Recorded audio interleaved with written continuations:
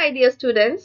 सो आज हम लोग कवर करने वाले हैं section number 15 which is a most important topic of unit 3 other essential elements of a valid contract of chapter number 2 Indian Contract Act।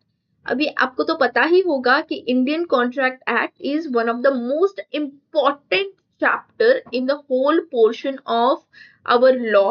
तो इस चैप्टर के सभी कॉन्सेप्ट्स की कंसेप्चुअल क्लैरिटी आपके लिए बहुत बहुत ज्यादा इंपॉर्टेंट है। तो आज हम लोग देखेंगे कि सेक्शन नंबर 15 होता क्या है exactly. Okay, so section number 15 is nothing but coercion. So coercion आता कहाँ से? See, it is very important कि कोई भी कॉन्ट्रैक्ट को वैलिड कॉन्ट्रैक्ट होने के लिए जो कंसेंट होता है बोथ द पार्टीज का, वो कंसेंट फ्री कंसेंट होना चाहिए। तो इसका बेस कहाँ से आया? To make a contract a valid contract, one of the essential element is the consent should be free consent। अब free consent मतलब क्या कि consent should not be taken under coercion, under undue influence, under fraud and under misrepresentation। तो ये जो चारों topics है ना, चारों को डिवाइड कर दिए हैं अलग अलग सेक्शन में and the series of the section starts with section number 15। Okay, and ये सब कहाँ पे मेंशन किया हुआ है? ये सब मेंशन किया हुआ है सेक्शन नंबर 14 में, which provide the definition of the free consent। So what is free consent? That the consent is said to be free when it is not caused by coercion, undue influence, fraud, misrepresentation or mistake। Okay, तो ये simple सा अपना free consent का definition हो गया है, वो जो कि कहाँ पे दिया है अपने को? सेक्शन नंबर 14 में दिया हुआ है। तो अभी आपको सेक्शन का सीरीज याद होना चाहिए। यस, बिल्कुल आपको सेक्शन का सीरीज याद होना चाहिए क्योंकि ये बहुत ही ज्यादा इंपॉर्टेंट टॉपिक्स है एंड इसके ऊपर आपको केस स्टडीज आ सकते हैं। तो जब आप पेपर प्रेजेंटेशन के टाइम पे सेक्शन नंबर के साथ अगर लिखोगे तो बहुत ही आपके लिए इजी रहेगा। मैम ये सब याद कैसे होगा? ये सिंपली याद होगा आपको बहुत ही ज्यादा सिंपल तरीके से। आप ये समरी नोट्स का यूटिलाइजेशन कर सकते हो जो कि मैं आप लोगों के लिए स्पेशल बना चुकी हूँ एंड जो कि फ्री में अवेलेबल है मेरे ऐप पे, जो कि आपको मिल जाएगा प्ले स्टोर पे।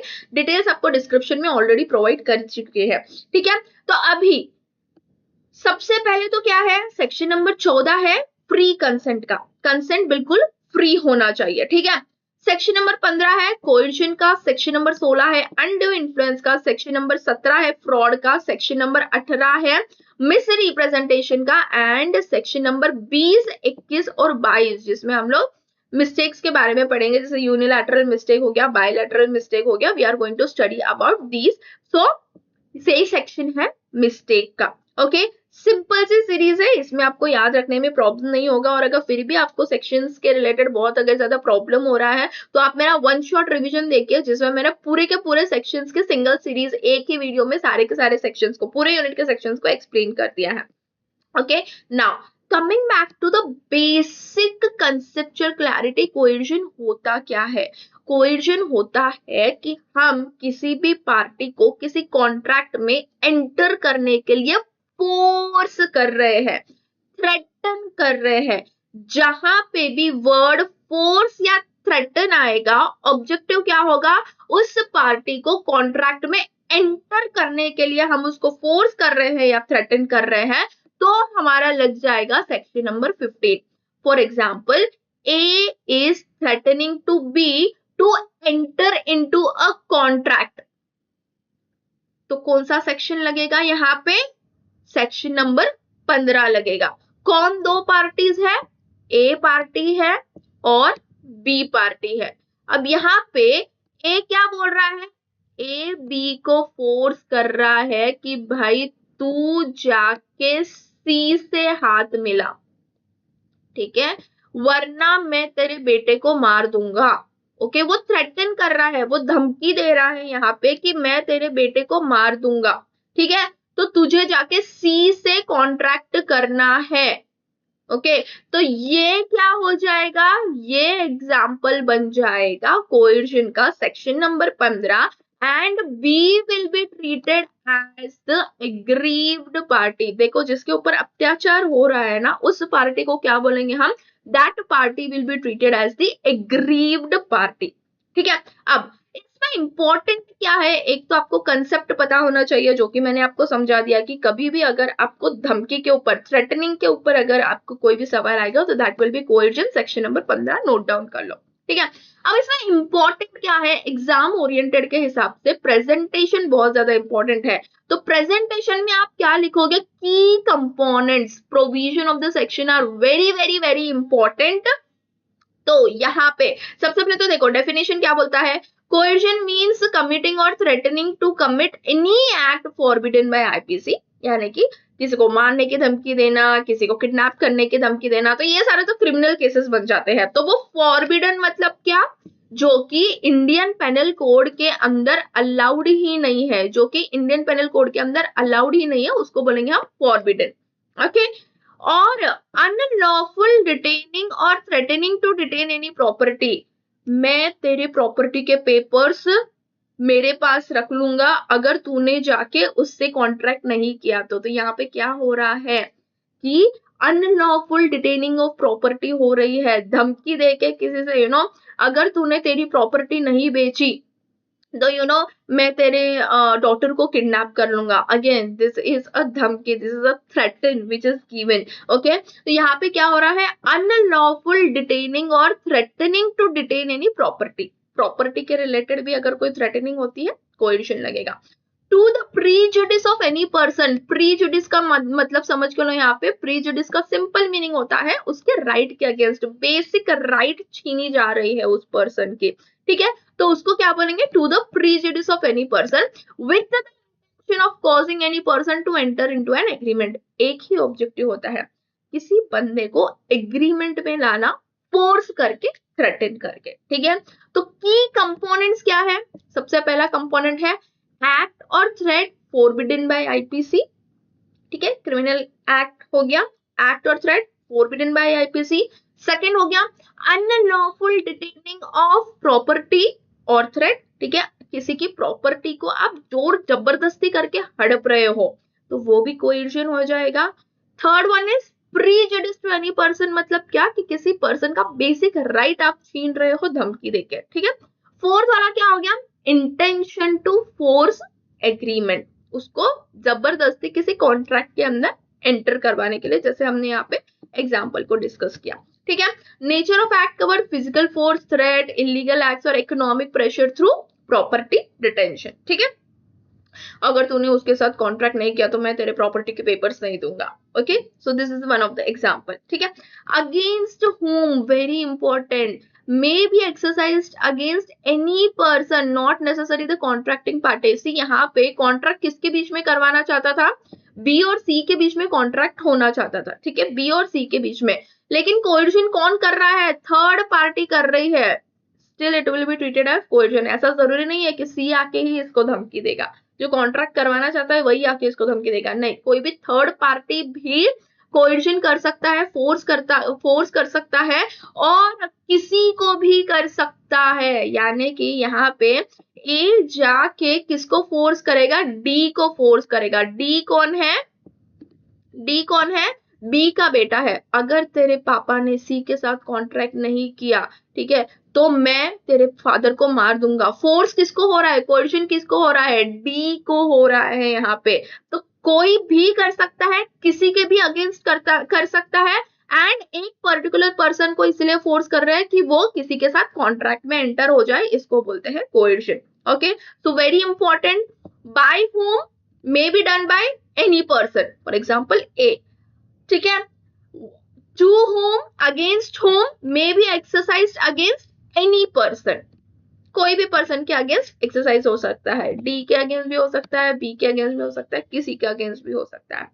ऑब्जेक्टिव बस एक ही होना चाहिए कि must be to compel a person to enter into an agreement, this is the objective. ठीक है, effect on contract becomes voidable at the option of the party whose consent was obtained by coercion। अब आप बताइए comment section में कि कौन है भाई, किसके अगेंस्ट हो रहा है, यहाँ पे कौन voidable रहेगा, B will be the aggrieved party, ठीक है। तो इसके अगेंस्ट में वॉइडेबल हो जाएगा, तो वो क्या कर सकता है, वो कॉन्ट्रैक्ट को रेसिंड भी कर सकता है, वो कोर्ट में जा सकता है, वो सामने वाली पार्टी को स्यू कर सकता है, एंड वो वहां पे लीगली एक्शन ले सकता है दूसरे वाले पार्टीज के खिलाफ, ठीक है। तो इसको हम बोलेंगे section number 19, very very again important, ये सेक्शन भी इंपॉर्टेंट है, ठीक है। इफेक्ट ऑफ कॉन्ट्रैक्ट क्या आएगा, it becomes voidable at the option of the aggrieved party, ठीक है। Restoration rule, very very important, section number what, section number 72।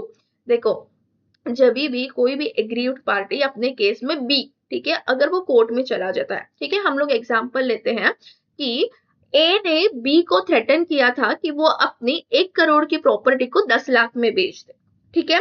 तो यहाँ पे बी ने प्रेशर में आके अपनी प्रॉपर्टी को बेच दिया, कितने में बेचा, 10 लाख में बेचा। तो यहाँ पे 10 लाख तो मिले बी को, भले ही उसके साथ बहुत ज्यादा गलत हुआ, लेकिन यहाँ पे 10 लाख मिल गए बी को, ठीक है। अब बी ने क्या किया, हिम्मत करके कोर्ट में चला गया एंड सी के अगेंस्ट उसने केस डाल दिया कि मुझे थ्रेटन किया हुआ था ए ने, इसलिए मैंने 1 करोड़ की प्रॉपर्टी को 10 लाख में बेचा, ठीक है। तो कोर्ट क्या कहती है कि भाई ठीक है, आपके साथ गलत हुआ है, लेकिन आपको पहले जो बेनिफिट मिला, यानी कि भले ही आपको कम पैसे मिले, लेकिन जितने पैसे मिले आप रिस्टोर करवाइए कोर्ट में, और हम आपके अगेंस्ट जो भी आपका प्रोसेस रहेगा, आपको कितने पैसे मिलने चाहिए, आपको 1 करोड़ मिलने चाहिए, तो हम लोग आपको 1 करोड़ दिलवाएंगे, या फिर आपकी प्रॉपर्टी आपको वापस दिलवा देंगे, लेकिन आप जो 10 लाख जो आपको मिले हुए हैं वो हमको आके वापस दे दो। तो that is nothing but restoration rule which is section number 72। Section याद रखना इंपॉर्टेंट है, यस, अगर ये भी सेक्शन याद रखोगे तो बहुत ज्यादा आपका जो अंडरस्टैंडिंग लेवल रहेगा बहुत ज्यादा अच्छा हो जाएगा। कैसे याद रहेगा, अगेन एक स्पेसिफिक जो सीरीज मैंने बनाई है उसको या तो आप यूट्यूब पे चेक कर लीजिए, अपने आप सेल्फ नोट्स बना लीजिए, या फिर ये समरी नोट्स तो एनी टाइम आपके पास अवेलेबल है। अगर सिर्फ आप एक बार इसको, ये कॉन्सेप्ट को समझ के अगर सिर्फ एक बार इसको रीड कर दोगे तो सब कुछ आपको याद हो जाएगा, okay. And one more thing, अगर अभी तक आपने मेरे चैनल को सब्सक्राइब नहीं किया है एंड आप लॉ का पेपर देने वाले हो, सीए फाउंडेशन का पेपर देने वाले हो, तो never miss my channel, because इस चैनल के थ्रू आपको बहुत ज्यादा इंपॉर्टेंट टॉपिक्स का कॉन्सेप्चुअल क्लैरिटी मिलने वाला है, एग्जाम ओरिएंटेड टिप्स मिलने वाले हैं, एंड आप फर्स्ट अटेम्प्ट में क्लियर हो जाओगे यार। Okay, so subscribe to channel also, okay. Now section number 72 समझ गया आपको कि उसको 10 लाख रुपए जमा करवाने पड़ेंगे, ठीक है। फिर एग्जाम्पल कुछ दिए हुए हैं कि एक बंदे ने क्या किया कि वन पर्सन हैव थ्रेटन कि मैं सुसाइड कर लूंगा, ठीक है। तो नहीं, अगर तूने उसके साथ कॉन्ट्रैक्ट नहीं किया तो मैं सुसाइड कर लूंगा, that will also B treated as coercion, section number 15, because suicide is forbidden by IPC, ठीक है। इंडियन पेनल कोड के अंदर पेनलाइज्ड रहता है हमेशा, okay. So that will be coercion. Again एक एग्जांपल दिया हुआ है कि husband threaten suicide to obtain release deed, okay, so that will also be treated as a coercion. Now example 2, agent refuses to return books unless liability waived। तो एक principal agent के example ने क्या किया कि एजेंट ने जो principal के बुक्स थे वही अपने पास रख लिया एंड प्रिंसिपल को बोला कि भाई अगर तू मेरी लाइबिलिटी वेव ऑफ नहीं करेगा तो मैं तुझे जो भी तेरे बुक्स ऑफ अकाउंट है वो नहीं दूंगा। Understand, books of account are also treated as the property, documentation जो पार्ट होता है वो भी ट्रीटेड एज अ प्रॉपर्टी होता है, तो वहां पे भी कोएर्शन लग जाएगा, स्टार मार्क कर लो। प्रॉपर्टी डिटेंशन का भी एग्जांपल बहुत ज्यादा इंपॉर्टेंट है। प्रॉपर्टी मतलब सिर्फ है ना, ये घर जमीन जायदाद नहीं होती है, प्रॉपर्टी मतलब कुछ मूवेबल प्रॉपर्टी भी होती है, जैसे कि documentation, that is also treated as the asset of the person, ठीक है। So this will also be treated as coercion. तो कंसेप्ट क्या कहता है कि coercion is nothing but use of force, threat और इलीगल प्रेशर, फिजिकल और economic, okay. So that is the concept of coercion guys. तो होप कि आपको सेक्शन नंबर 15 बहुत अच्छे से समझ में आ चुका है। अब आप लोगों को मैंने एग्जांपल्स भी दे दिए हैं, अब आपका नेक्स्ट काम ये है कि आपको इसके ऊपर जो भी अपने आईसीआई के मटेरियल में क्वेश्चन आंसर्स दिए हुए हैं उसको सॉल्व करना है, and that's it, section number 15 is done. And हम लोग अपने नेक्स्ट सेशन में कवर करेंगे सेक्शन नंबर 16, 17, 18 एंड 20 वाला जो पार्ट है हम लोग अलग से कवर करने वाले हैं, बट आप कमेंट सेक्शन में कमेंट करके बताइए कि क्या आपको सेक्शन नंबर 15 का अच्छे से कवर हो गया है।